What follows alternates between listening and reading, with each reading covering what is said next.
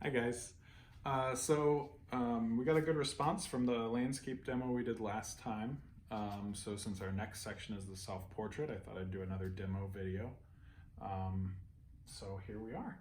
Um, you'll notice already, like I toned my canvas again like I did last time.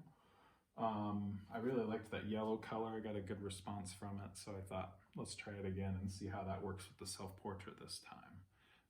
You'll also notice instead of a photograph like I used last time, I'm using a mirror here. I think you can do this with either a photo or a mirror. If you have a mirror, that's probably better. It definitely offers a different experience than working from a photograph. I think you tend to get a better sense of depth, you get a better sense of color, and you can kind of play around with it a little bit more, whereas if you take a photo, you're kind of committed to that image. So that's what we're going to be doing today. If you don't have good access to a mirror with the space that you're working in at home, you can use a photograph. I'm okay with that for this assignment. So there's a couple things to think about as we start off.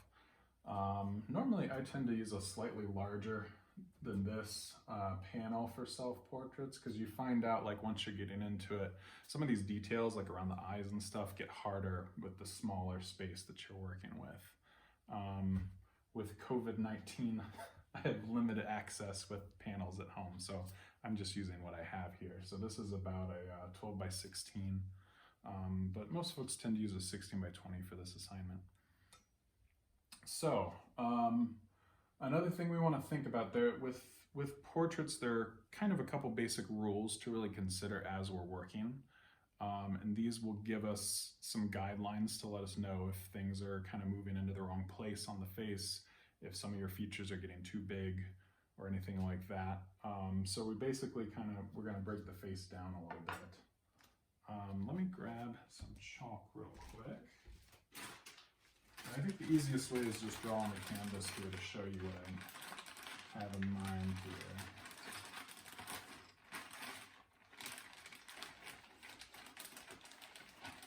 Put away all my charcoal last drawing. Alright, so I'm just going to draw a quick little sketch to show you some of these rules that we have in mind, and then I'll probably paint right over it. So first off, when we're looking at the shape of the head, it's generally similar to an upside down egg. So that's pretty straightforward. If you think of the point of the egg as being where your chin's at, and then this round section is the top of the head, it makes sense. We're going to go ahead and divide this in half, both ways.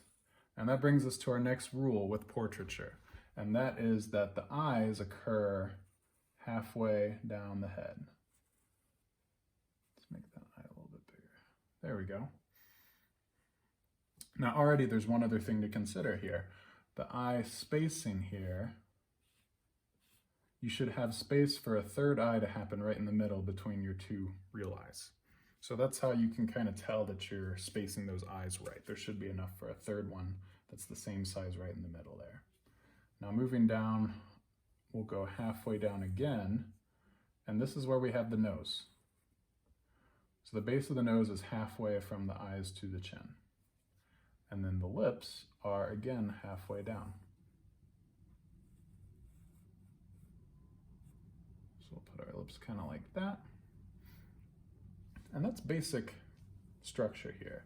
A couple other things. The ears are going to be between the eyes and the nose. And then when we look at the edge of the lips, they're going to line up with the middle of the eyes. So if we're looking straight on the face, this is a really good way for us to keep track of whether our proportions are working, whether our placement makes sense with the actual face. Now then, another note to think about when we're doing lips, a lot of us tend to go, for one, the line for where the lips meet is never going to be this straight line. If you're looking at the actual anatomy here, it's going to tend to form this kind of flattened out M. Another thing to consider when we're drawing the upper and lower lips, we don't want to fully outline it. When you do that, it makes it feel like you have lipstick on. or something really heavy there. So in reality, you want to kind of soften those edges a little bit so that we end up with something that's not quite as intense. All right, so that's a pretty good starting point with things to consider with our basic anatomy of the face. So I'm gonna rub that out real quick. All right, now I'm gonna be using oils again today. This is kind of my main setup, and it's a little easier, a little less space taken up than when I'm working with acrylics. So we're just gonna work with oils again today. So when I start off, I'm gonna start off with more of kind of a dark neutral color. I'm gonna try really hard to stick to the palette that you guys are using for painting one. I've got a lot more colors here that I have been using, but I'm gonna try to keep it limited so you can see what I'm mixing. So we're gonna start off, that's an alizarin crimson. We're gonna add a touch of that ultramarine blue. And another touch of the ultramarine blue. And then a tiny bit of yellow. Because we're gonna get something that's kind of a dark brownish kind of tone. Let's see. I've got a little bit of thinner here. I'm gonna mix with it. This is a walnut alkyd oil. This helps loosen up the paint. It gives it a little bit more gloss, and it also speeds up the drying time, which for a demo like this kind of helps out. So now I'm going to start off looking at the darker values that happen on the face. Kind of similar with how we started off our landscape. We're going to look at those dark values first. We're going to put kind of the basic areas of where the shadows happen, and then we'll go in and start filling out where the actual features are showing up. So now when I'm lining up with my mirror, I tend to do more of kind of a 3/4 view instead of the front on. So this example we just looked at, that was dead on. And the poses I use are more of this kind of 3/4. And that way, if I'm using the mirror, it's easy for me to look at the mirror and at my canvas without moving my head too much. It also tends to make more dramatic shadows, makes something a little more interesting. And if my symmetry gets off, it's a little harder to tell for the viewer. So I have a little bit more freedom to kind of make some errors there and still get away with them, basically. All right, so we're gonna start off with some pretty loose paint here for our gesture.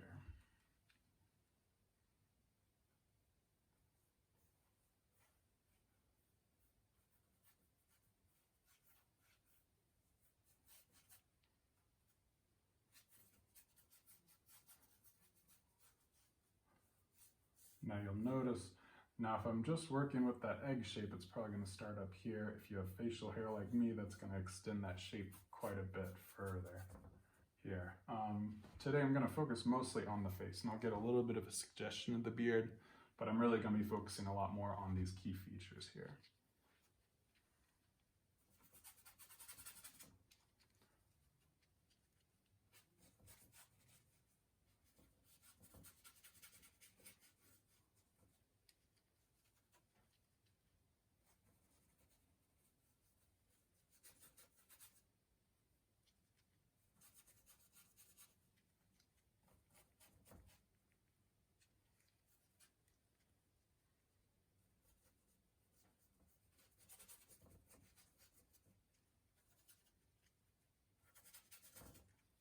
Actually, let's go ahead. Since I want this to be a little more dramatic, I'm gonna go ahead and make a large section of the face fairly dark.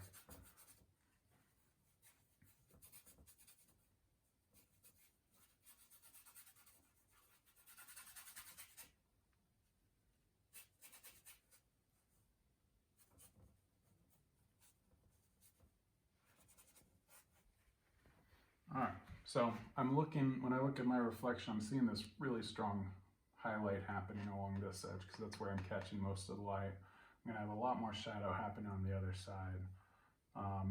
And so I'm generally starting off with it fairly dark. And that way, when I start to mix my colors and put them down here, they're gonna feel a little more accurate than they would if I was starting off with a totally white blank space. You'll also notice, like with areas like the eyes, I'm really looking more at these kind of shadows that happen in that whole area.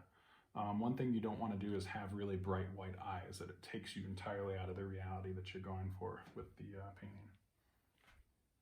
All right, so now I'm going to start mixing up a little bit of these skin tones. So, start off with something bright. And again, I've got a pretty dirty palette that I'm working with here, but that's okay. So we're doing some yellow. I'm gonna add a touch of that alizarin crimson in here to get this kind of warm, peachy kind of tone here. It's getting really yellow already, so I'm gonna definitely add in a little bit more white, because this is where I'm looking right now is probably some of my brighter highlights that are going to happen. Let's see, it's a little dark.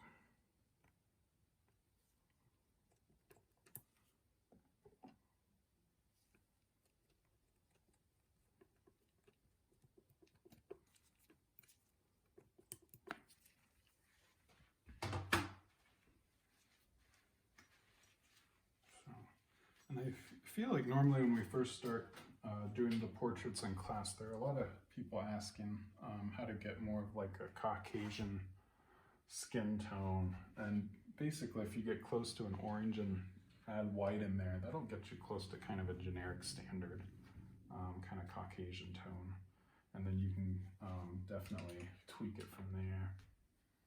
Let's see here, I'm gonna take this one a little looser like I did with the last demo, partially so I can kind of work through it faster and get to more key features more quickly. And I'm more interested in exploring this kind of looser style anyway.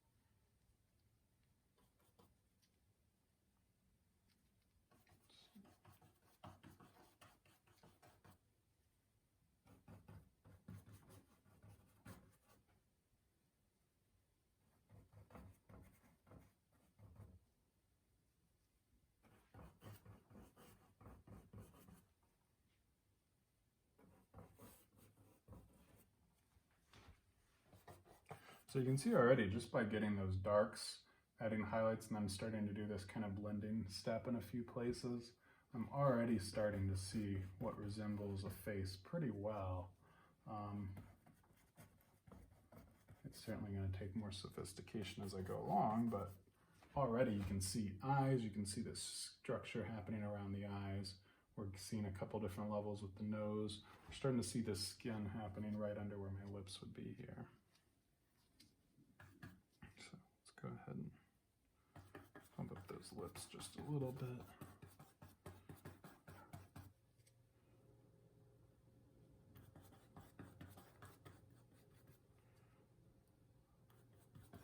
Now we tend to have an impulse to go really, really red with the lips. In reality, you realize that it's much more of a muted kind of tone. This is still pretty pink, but I think this will work for some of the darker areas there.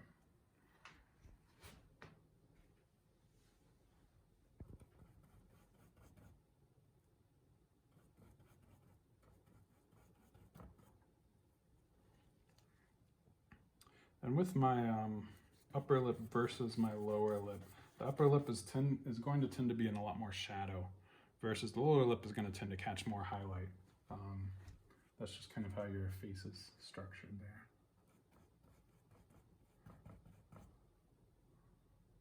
So, and I'm painting a little more than I actually see here, I think. So I'm gonna, there we go.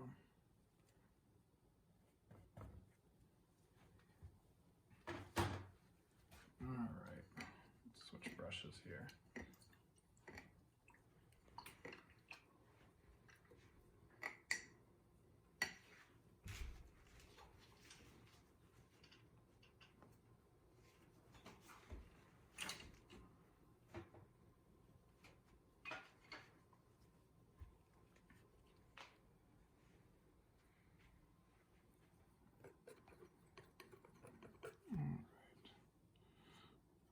So I'm going to move into a couple more of the kind of darker values here. So I'm basically mixing up a pretty dark purple between my alizarin crimson and my ultramarine blue. And you'll see that like once you're working with that on the page, it'll start to feel a lot darker in comparison. We're not using any black with this painting again, so I'm going to have to work in my range here.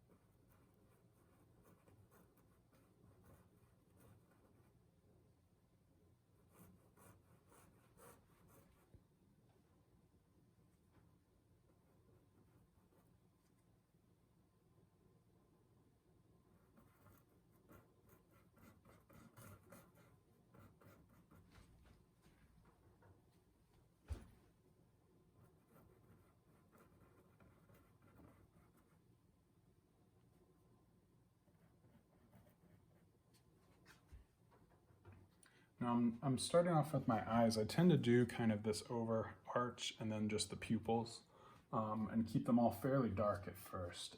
When you really look at your eyes, you notice that they tend to be a lot darker than we think about them. You know, like when you're first drawing eyes as a kid, or even in cartoons, when you see them, you always see those really bright whites around them. But when you actually look, I mean, just looking right now, you can see there's quite a bit of shadow that my eyes are sitting in. It's not really a really white that I see there. So if I start off by making the whole thing a little bit darker and then gradually kind of lightening up a little bit, it's a lot easier to get more of a natural tone to the eye. And another note before I get too far, if you're using glasses, I tend to wait till pretty late in the game to actually add the glasses in if I'm going to put them in the painting at all. One thing that happens is, well, we've seen this with still life. So if you're doing a still life, it's a group of things on a big table, and you try to do the outer edges of the table first, you find that when you start doing the objects, they don't fit quite the right way without a lot of tweaking. And the same thing happens with glasses. If you put your glasses in there first, then we expect them to line up at the exact same spots where your eyes sit within the frames each time. And in reality, it's normally going to be a little crooked, or one thing's going to be off from the other side. So if I get the eyes there first and then use those as my frame of reference for where the glasses will show up, it tends to be more accurate. You might have some distortion with where edges meet up and things like that because of the how the lenses affect what we see. But generally speaking, it's best to kind of wait till later in the game to add those glasses in. And I will say, like, for the first, I don't know, 5 years or so of me doing my own self-portraits, I always left my glasses out because it just didn't seem like it was worth the struggle to me. And I didn't really picture myself with glasses when I thought of myself. So that's another thing to consider. Like, when you make a self-portrait, you're commenting on yourself. So if those aren't really a part of who you are, maybe leave them out.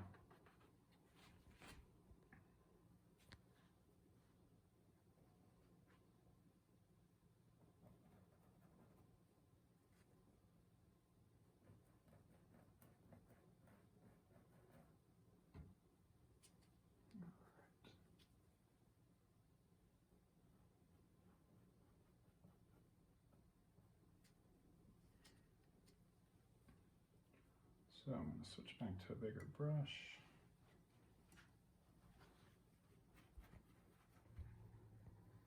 All right. So next up, I'm gonna move into some of these kind of mid-tones that are happening in the darker section of my face here. So let's see, let's mix up something that's a slightly darker color. I can even mix on top of that color I made earlier.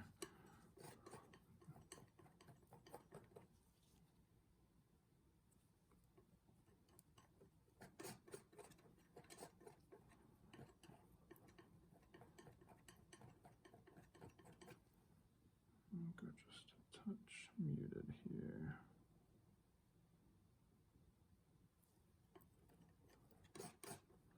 Oh, yeah.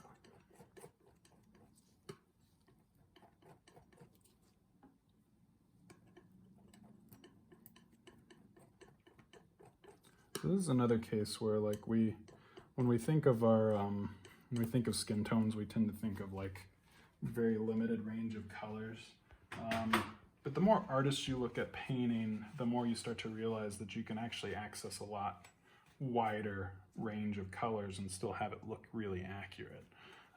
So if you look at artists like, I mean, Lucian Freud is probably one of the more famous examples where when you really get into his paintings, you see all these greens and purples and oranges and all these other colors that we don't think of traditionally as skin tones still working really, really well.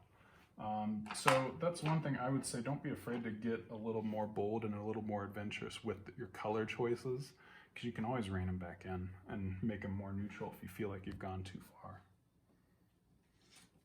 All right.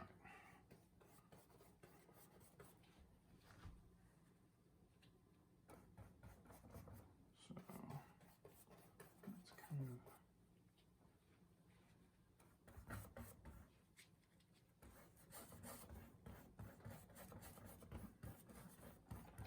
mixing probably a little thinner than I ought to be here, but that'll work okay for now.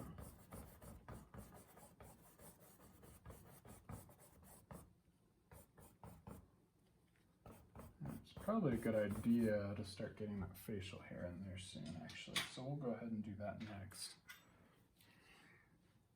So let's mix up kind of a darker tone here.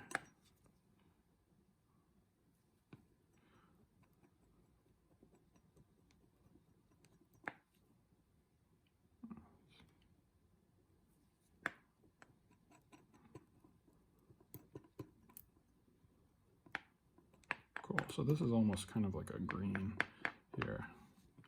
And that'll be a kind of a good start for my facial hair here, I think, because it's definitely a warmer color, but it's not kind of a bright red. So let's see here.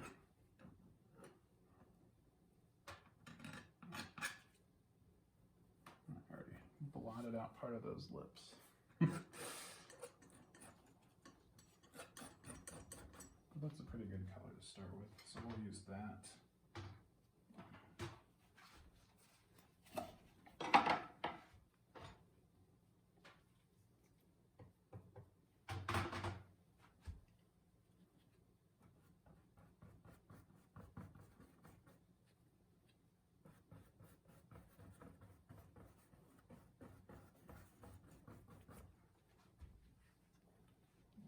Lighten it up a little bit.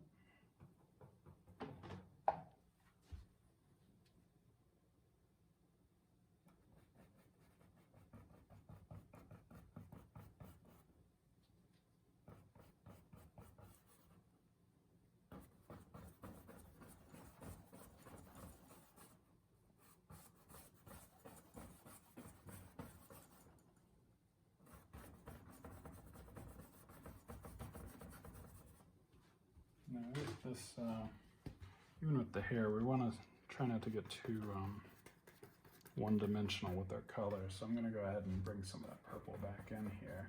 And you can see it actually blends to make kind of a nice dark value.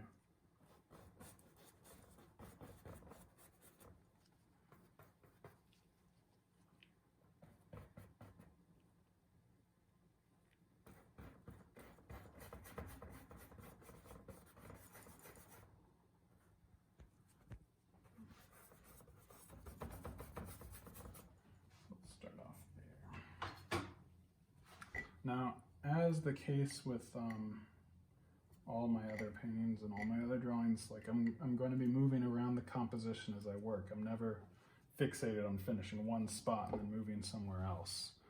You tend to work, it tends to be easier to kind of double check your composition as you go when you work this way. So you can kind of move around the page and see if something's getting way too big or if something's getting a little kind of blown out of proportion here. I already noticed my lower lip was getting way too big, so I'm starting to move back up with the other colors here. My nose came down probably a little too far in comparison to how high up my lips are. So I might shrink my nose, I might move my lips down a little bit. I have that option here. Now, if I'm working from this 3/4 view, this pose right here, I want to pay attention to this profile that happens right here. There are a couple reasons to think about this. For one, like this tells us the actual shape of the face, this line right here. Right now mine's pretty blown out. I'm gonna probably taper it in a little bit more as I work with it. But another thing is, like, since I'm using a mirror, that means my subject's gonna move. So whenever I move and then try to make sure that my face is back in the right position, I'm gonna pay attention to this section right here with what I see in the mirror. This section of skin here changes drastically as you move your head from side to side, right? You can see that amount kind of changing as you move. So if I'm looking to make sure that this width is right every time I line up, it makes it easier for me to get into position each time. Right. So, and one thing I can also think about is what I want to do with my background now, because that'll help me start to shape down my face a little bit. So, what color should we go with? We might do more of kind of a, I don't know, I tend to go towards more of a tealish kind of color. So we'll see what we have here. All right. So this is a gambling color called Radiant Turquoise, and it's really just like a phthalo blue with the titanium white. So you can mix that color yourself pretty easily. But I thought I'd work with something. I tend to prefer to start off with colors that are more straight from the tube, and then we'll kind of coax them into something that works better as I move along.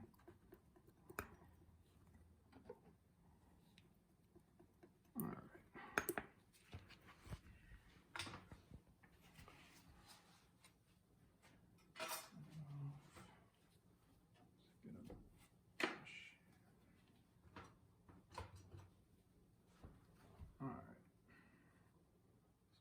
Attention to this shape that happens right here.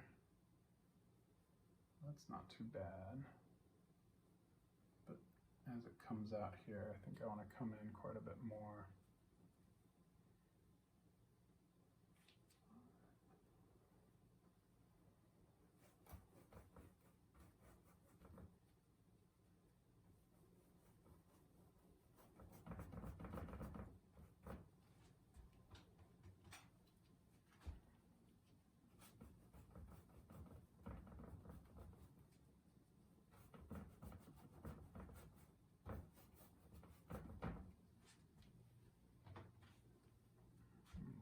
A little bit more of these outer edges here.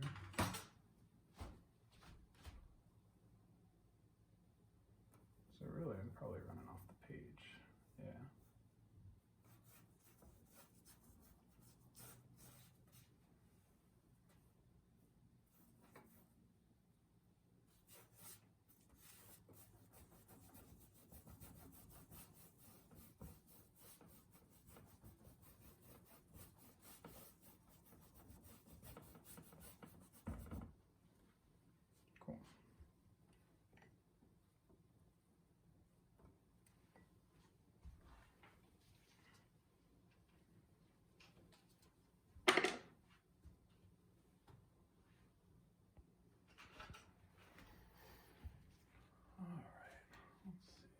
I'm getting a lot of glare from my angle here, so I'm just taking a second to really kind of observe and make sure I'm seeing my colors right. Okay.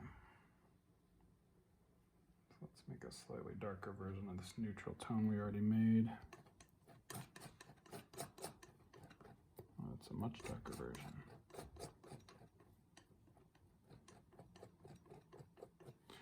One thing you'll also notice is I'm not using a ton of white. I started off using a lot of white with that first color, and you can see how you get this kind of chalkiness that happens after a while.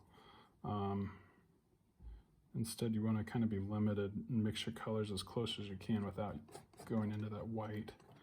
And then as you find that you need it, pull it in to lighten things up. There we go. That should work.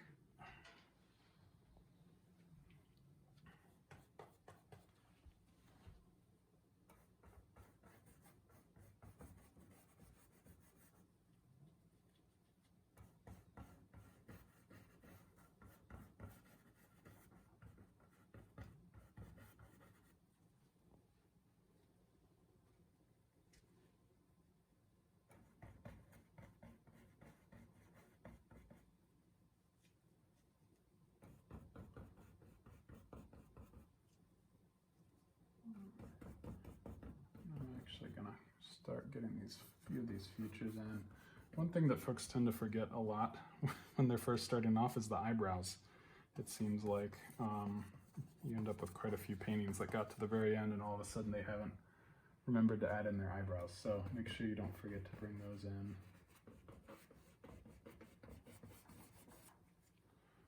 Let's lighten this up just a little bit.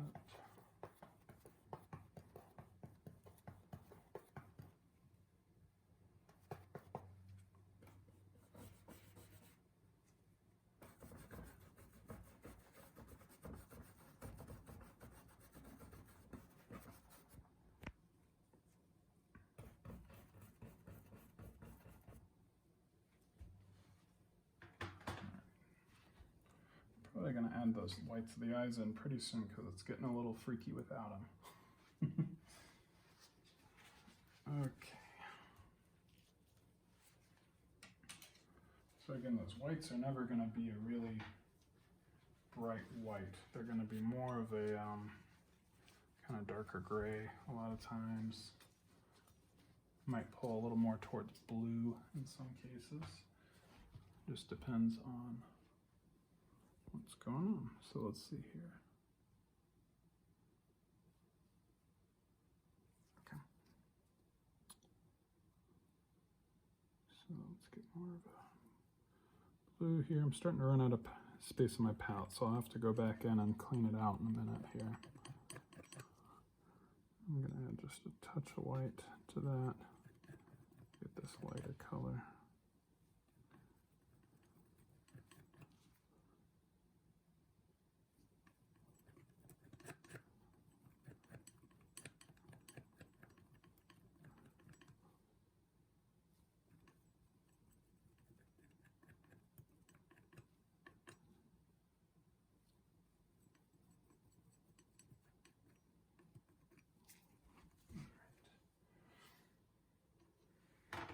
And I might even use something like my palette knife to add that in there to make sure I'm being really close with it. So let's go ahead and add it in right here. Now, I think I'm probably going to go back and make this a little more blue because it's definitely a little more purpley than I wanted it to be. So let's remix that. Actually, let's add it into this outer color. That might be a good tone.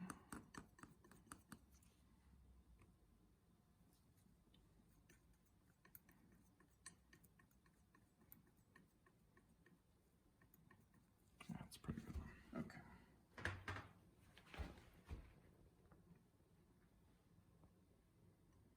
Yeah, that's going to work a little bit better for me. Let's go ahead and clean this off. Let me scrape out what I just added.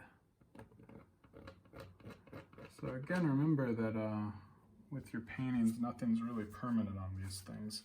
If you find out that you added a color that you don't quite like, you can always scrape over it and cover it up. It's good to remember that like your first try is not always going to be the right one here. There we go. So.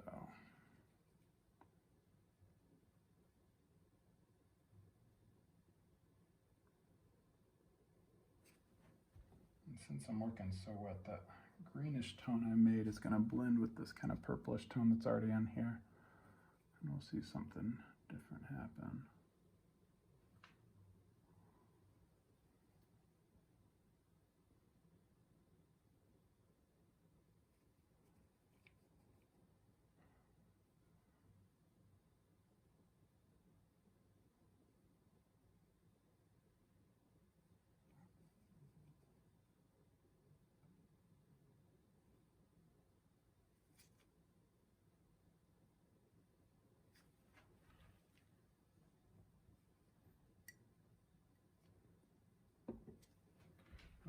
Definitely going to go back over that with the darks of the eyes so it balances out again here.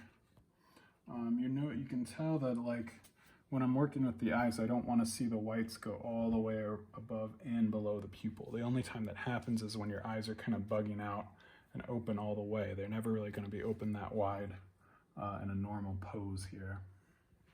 So we're going to have to tweak these a little bit. But you can see you don't see white up above. You barely see any below here. I'm looking for a finer brush.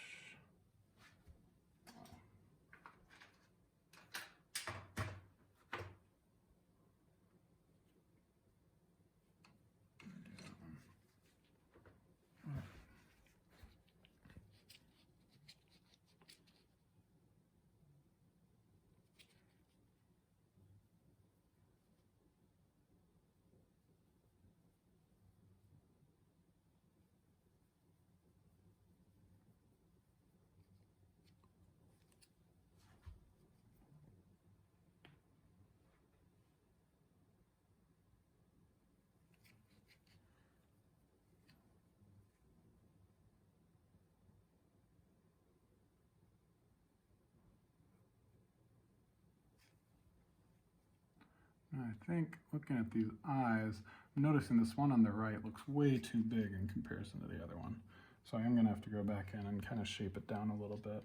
I do think that's one thing that happens a lot when you're working with glasses, is you kind of forget about the space that your glasses themselves tend to take up when we're looking at the eye. So we start to overemphasize and kind of distort those a little bit. So we're going to make kind of a darker red tone.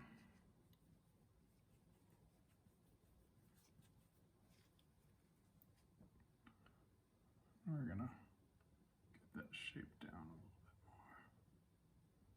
Kind of like that.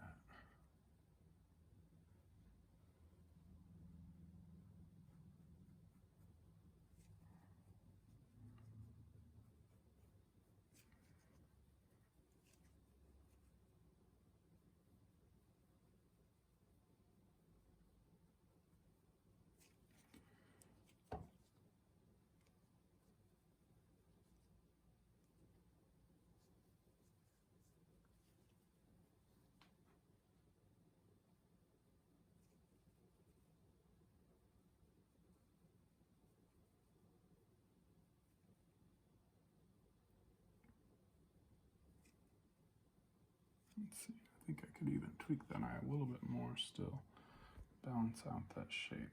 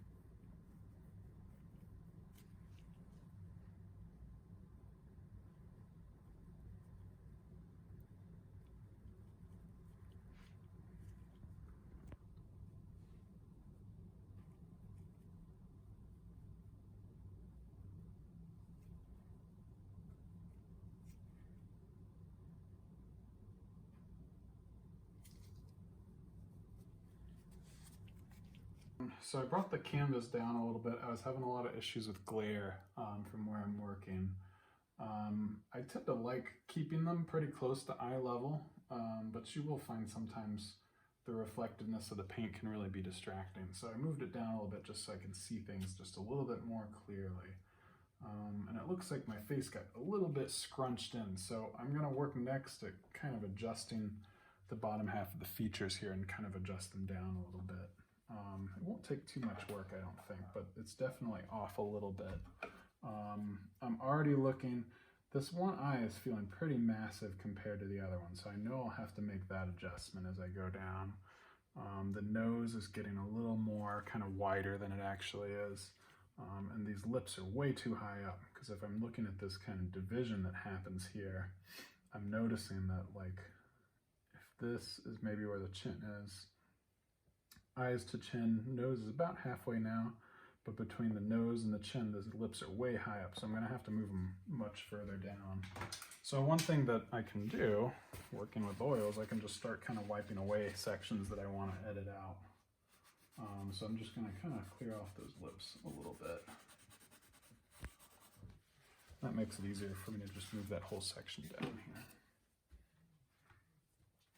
So now my eyes are pretty large. This is a really common issue when you're starting off. We tend to make our eyes much larger than they actually are, because that's really the point that we look at on the face to see expression and meaning and really get an understanding. So we tend to put these eyes as being much more valuable than other features of the face. All right, so let's mix up that brown. I also took a moment to kind of clean off my palette. This is still a pretty gnarly palette, but there's no wet paint on it now, which makes it easier. It gives me new mixing space to work with again here. So I'm going to go ahead and mix up another batch of this kind of beard color here.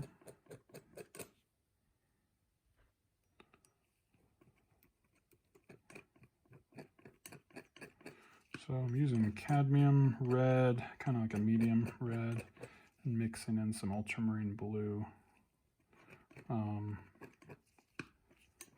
I'm still using more red than blue so that the red will stay, it won't turn a total purple, it's still going to stay a little more on that red side.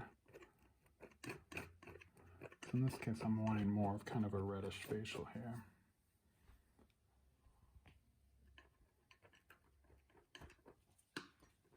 Alright. So, I could bring, I think the mustache really needs to come down to about there, I think.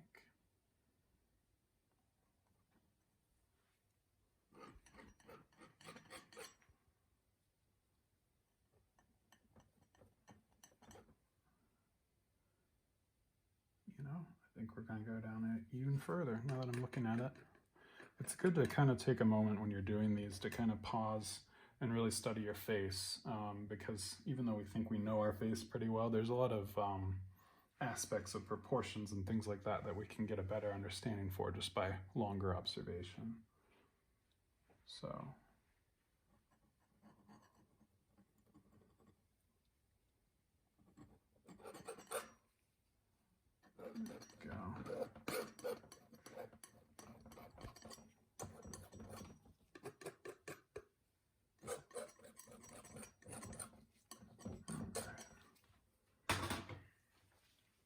Now let's take another crack at those lips. So again, I'm going to mix up kind of a darker tone here, a little bit on that pinkish side, but still definitely not a total bright lipstick pink. That's super orange. I might kind of tone that back. A little bit of blue. We got really green, so we're going to bring in red. Let's bring in a little white and see what we come up with here.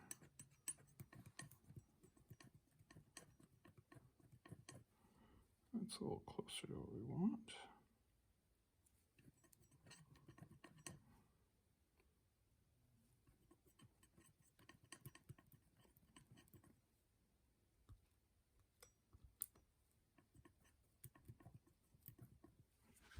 All right.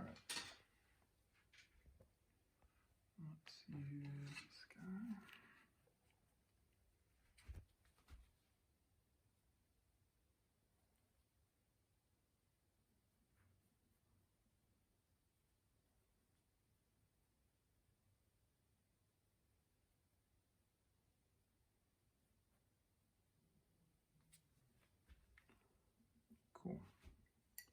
That's pretty good for a lower lip color, I think. I'm gonna go ahead and I'm gonna add the upper lip in this midsection here, and then I'm gonna go back and add a highlight on top to really clean that up.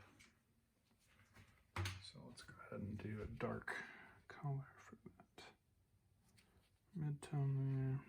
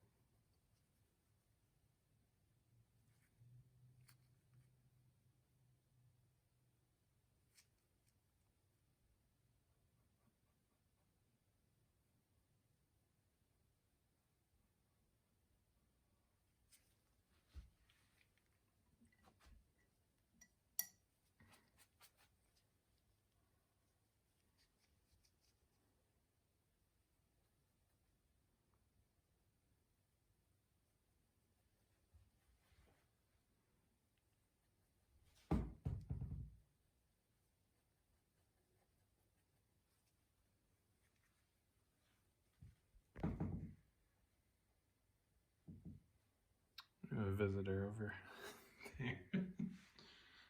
Thank you, Winnie. You're helping us out so much. Okay. Now, speaking of this interruption, one thing you also want to think about when you're using a mirror for your self-portrait is the expression you're making. I don't think I talked about that at the beginning. But of course, like if I'm smiling, that's going to change the shape of my eyes, it's going to change my nose, it's going to change all your features change depending on whatever your expression is. So it's not a matter of like doing the top half of my face and then deciding all of a sudden to smile and then changing that, because then I notice like the whole rest of my face pulls upward. So if you want a specific expression on your face, you need to have that when you start and just work with that. Now that also means like a lot of folks tend to do this kind of blank, standard, serious tone, and that works pretty well. I mean, we consider that kind of like the standard art model face look, I feel like, which is almost expressionless. So if you want something different, you can get a little more elaborate with whatever expression you're making in the pose there.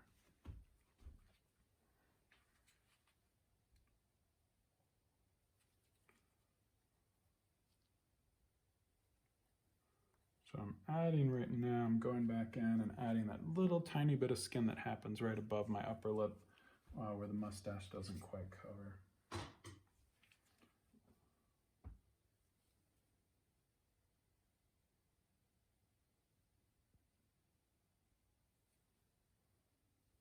might go back down in here and bring that in down here too while I'm at it.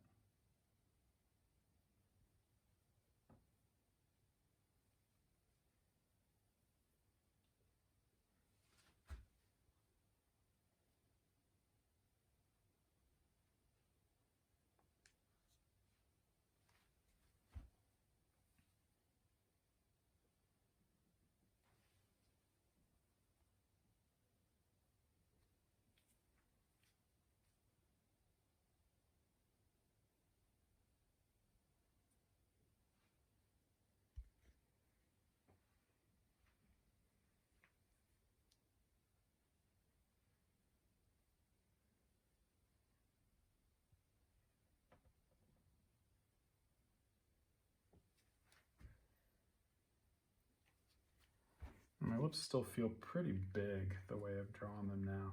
So I'm going to be going back and trying to shape that, get that shape down just a little bit more.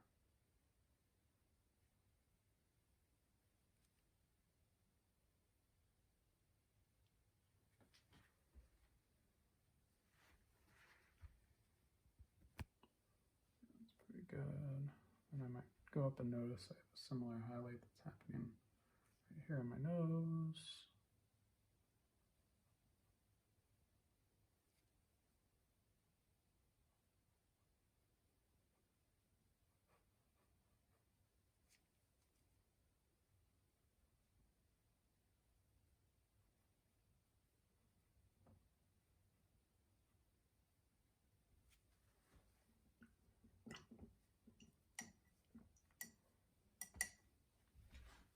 as we said before, we're going to go back and add a tiny little bit of a highlight to that lower lip, because it's never going to be this flat color, right? You're always going to be catching some light there, and you're going to get quite a bit of reflection that goes on right there. It's never just a straight flat tone. So it doesn't take much. I mean, it's really just taking this lip tone that we made already and adding a little bit of lighter colors to it, and that might be all it takes. All right.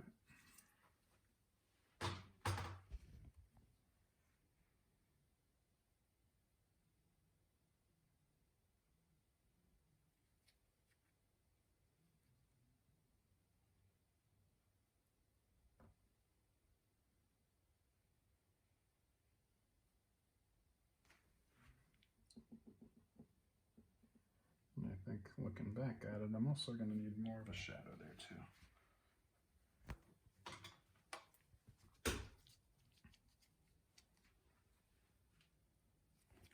So we're just going to mix up kind of a darker tone here.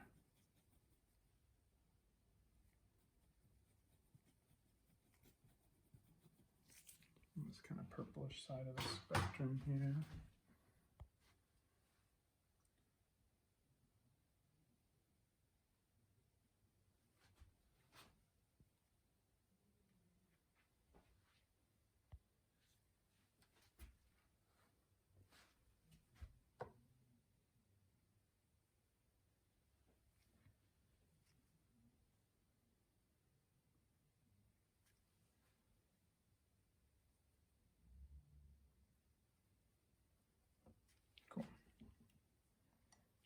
Have lips. All right. Let's see, when I'm looking at my nose here, I'm noticing that shape feels pretty funky. When you move your head and kind of tilt it, this angle changes quite a bit. So that's one where you want to kind of pay attention to like where that angle's sitting, because I feel like we tend to distort this section right here. We tend to make this nostril tends to grow and shrink and do different things. So now going back to what we said way at the beginning of the video when we were talking about structure here, I want to look at a couple things here. Now we already looked at that division there. It's getting a little closer to accurate. I also want to think about the width of this mouth in relationship to the eyes. So about the corners of the mouth we want to line up with about the midsection of the eyes. That's pretty close. I think that's close enough to work with here.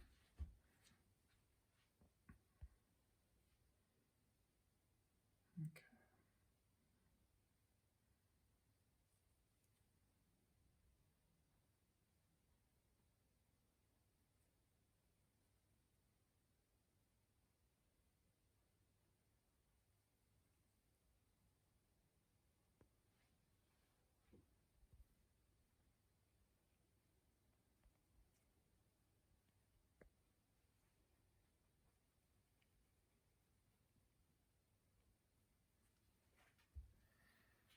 Let's see, now I want to get, this is also a case where I'm noticing when I step back and step forward, my shadow is changing pretty drastically. So I want to make sure I'm not going too far off of what I'm actually looking at here.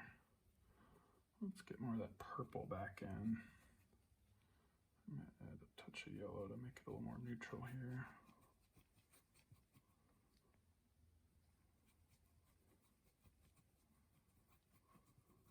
All right.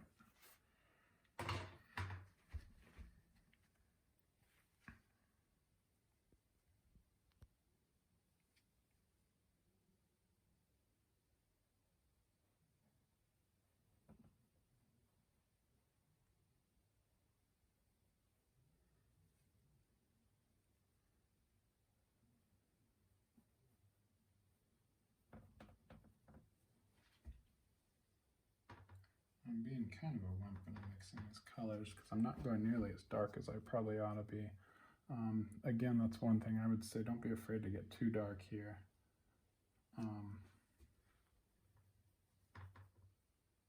Because you can always lighten it back up.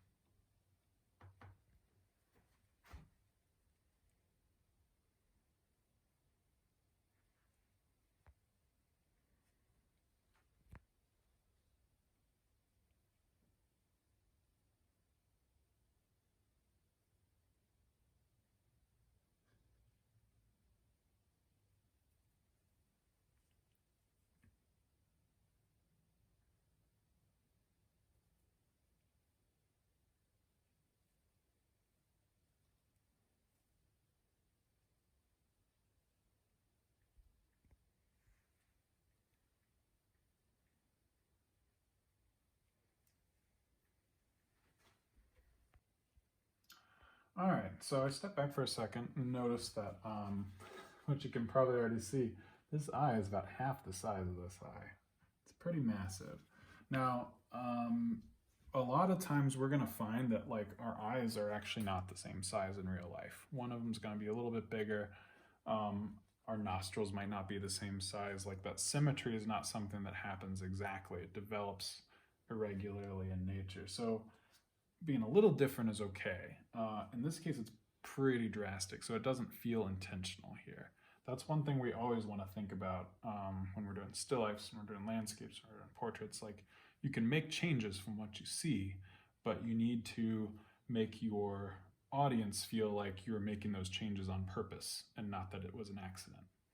And in this case, it doesn't feel quite confident enough, I think, to really feel intentional, and it's not really what I want. So I'm going to go back and try to at least make that a little smaller for now. We're not going to do too terribly much. We're going to adjust the eye here. We're going to start adding some darker values, and then we'll see how that looks. That might be pretty close to as far done as we're going to get for the video today. So first step, one thing I notice when I'm looking in my reflection is that my eyebrows are probably a little high on this side. So if I inch those down, that'll help me move that eye itself down a little bit. Now this is one issue that comes up with wearing glasses and with trying to paint around them, is that spacing can get out of alignment, and it's harder for me to tell immediately when I'm just looking at my reflection. So I have to really be self-analytical here as I'm going along, and make adjustments as I go and constantly kind of double check myself. So I'm going to go ahead and mix up kind of a darker tone again, going back into that ultramarine blue and alizarin crimson combo to get that really rich dark purple here. All right. So let's see here. So I want to bring this down a little bit.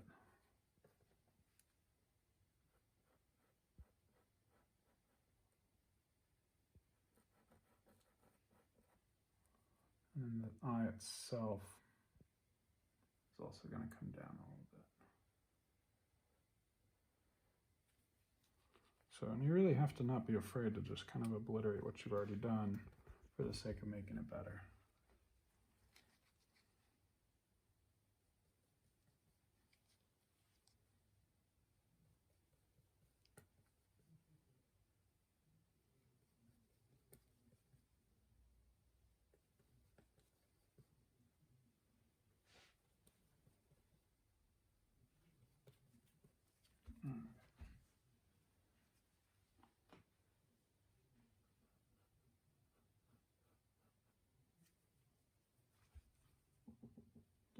So, and again, this might be a case where I even go back with a rag and clean it up if I feel like I'm having trouble just doing with the paint. Because that wet paint will really kind of blend and smudge around if you're not careful. So let's get more of this kind of skin tone that happens through here. And we'll add it back right above that eye ridge.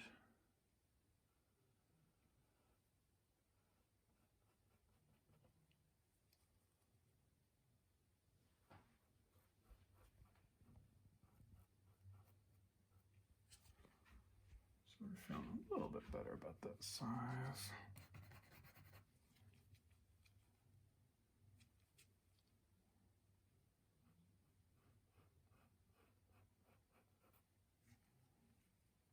Okay, that feels a little closer. I'm still gonna have to go back in and clean up that color just a little bit, but it's getting certainly closer to what I want.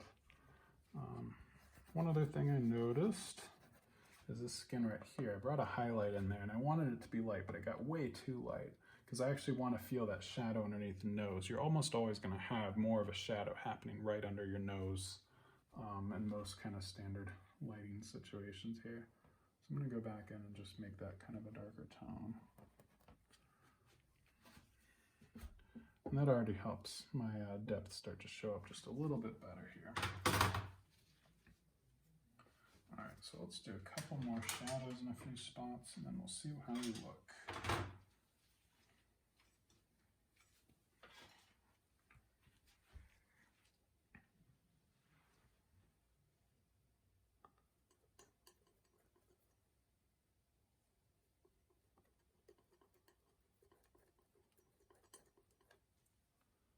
I'm gonna go pretty close to a purple here again.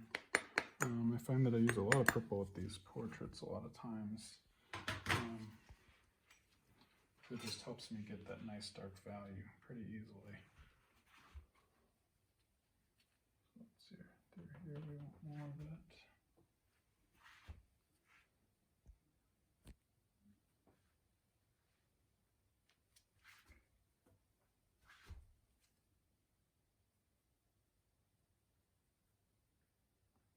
I think I could actually get quite a bit darker.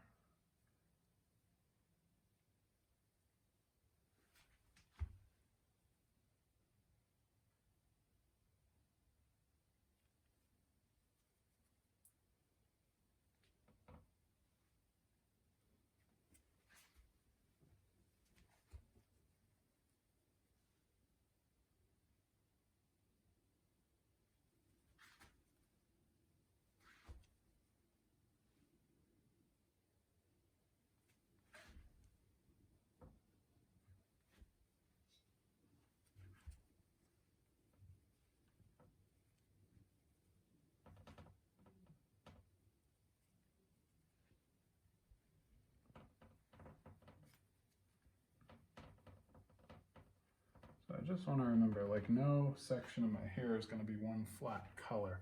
I want to add some layers to it, and that's going to give my face a lot more depth in the end.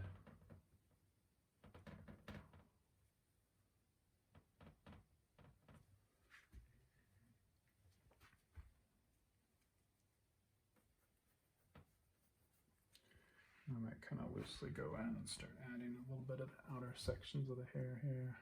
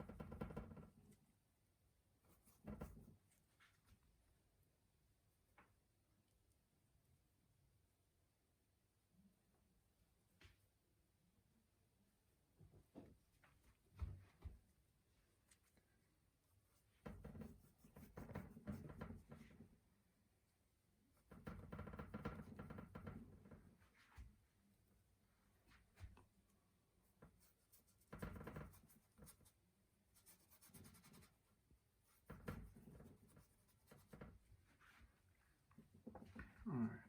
One final thing I want to make sure I don't forget are my ears. I think you don't have to get too detailed with those ears, but you need to at least show a little bit of a hint of one, even if your hair is kind of thick and covers them mostly up.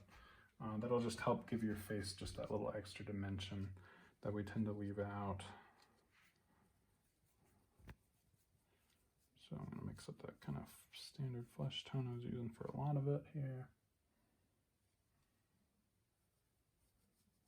And it's picking up a lot of that purple that I added before. So I might mix a little extra yellow into it so when it blends with the purple, it'll hold its own a little bit more.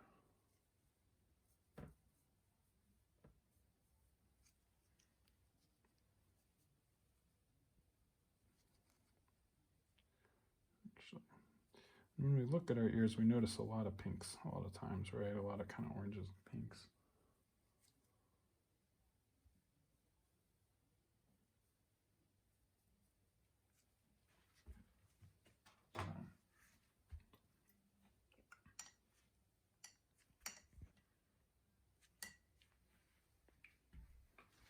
Let's see.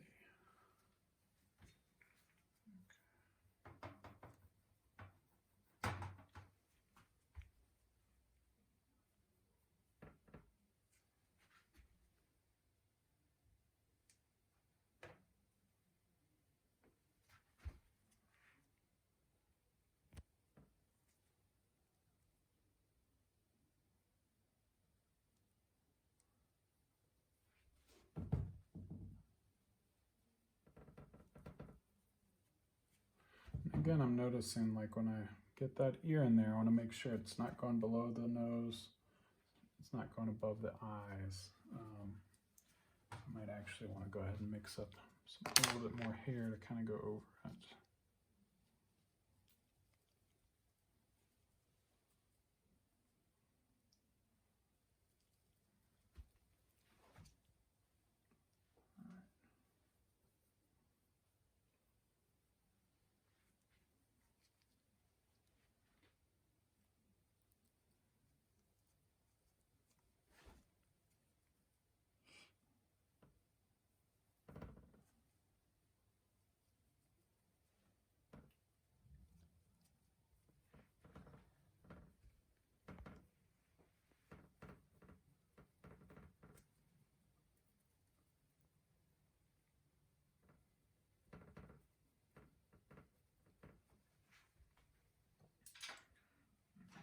Back in.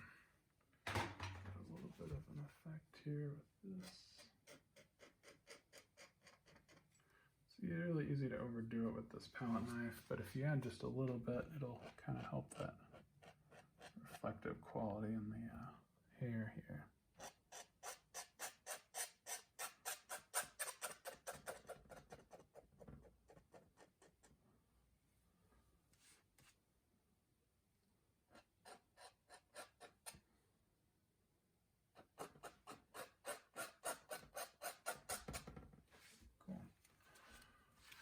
All right, so I think we're gonna call that done for now. There's still, I could probably put another half hour to an hour into this one to really decide where I wanna go with it. A lot of cases you also wanna think about the neck and giving some kind of mantle for the head. Since I really filled the page with this one, I don't miss it as much, but if I have a lot of extra space in my composition, I don't wanna end up with kind of a magical floating head here. I wanna give it something to sit on. So you might just do a little bit of a neck, maybe a little suggestion of the shoulder, and that's all you really have to do. I could certainly do a lot more with the hair here, and I can keep pushing that contrast just a little bit more, but I think this is a really good start in showing you how to really approach your portraits and go from here. So hopefully that helps you. I'll be hopefully I can post a finished version of this onto our class page once it's ready and you can see where it ended up. And in the meantime, I'll see you in class on Monday. See you later, guys.